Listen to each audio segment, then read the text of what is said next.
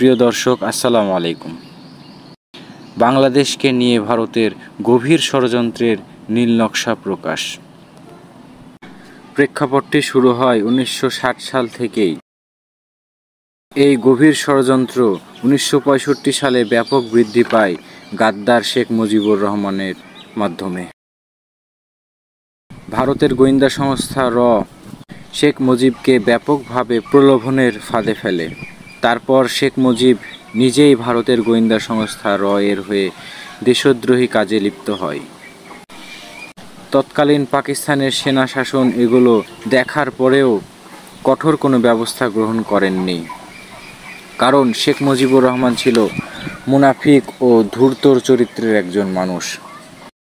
কিন্তু সে অতি গোপনে ভারতের গোয়েন্দা সংস্থা এর টাকা এবং অবৈধ নারী গ্রহণ করত। তথ্যসূত্রে জানা যায়, শেখ মুজিবুর রহমান এর মাধ্যমে দেশের বিশৃঙ্খলা প্রশিক্ষণ নিতেন। তৎকালীন সময়ে পাকিস্তানের অবকাঠামোগত উন্নয়ন হলেও শেখ মুজিবুর রহমানের ষড়যন্ত্র ছিল রাষ্ট্রের বিরুদ্ধে। হোসেন শহীদ সোহরাওয়ার্দীর বডিগার্ড থাকার সময় সেই সমস্ত গোপন মিটিংয়ের তথ্যগুলো সে এর মাধ্যমে ভারতে পাচার করতে থাকে, যার ফলে দেশের স্বাধীনতা সার্বভৌমত্ব হুমকির মুখে পড়ে। এইদিকে শেখ মুজিবুরের তথ্য মতো ভারতের সকল প্রকার ষড়যন্ত্র চলতে থাকে। অন্যদিকে সার্বভৌমত্ব রাষ্ট্র পাকিস্তান ভাঙার চক্রান্ত চলতে থাকে।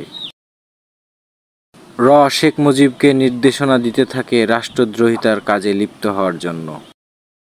প্রিয় দর্শক, আমরা দ্বিতীয় পর্বে জানাবো 1971 সালে কি ষড়যন্ত্রের মাধ্যমে একটি দেশকে বিচ্ছিন্ন করে দেওয়া হয়। দ্বিতীয় পর্বটি জানতে আমাদের চ্যানেলটি সাবস্ক্রাইব করে বেল আইকনটি অন করে রাখুন। প্রিয় দর্শক, সর্বদা ইসলাম ও রাষ্ট্রের পক্ষে থাকুন। আসসালামু আলাইকুম।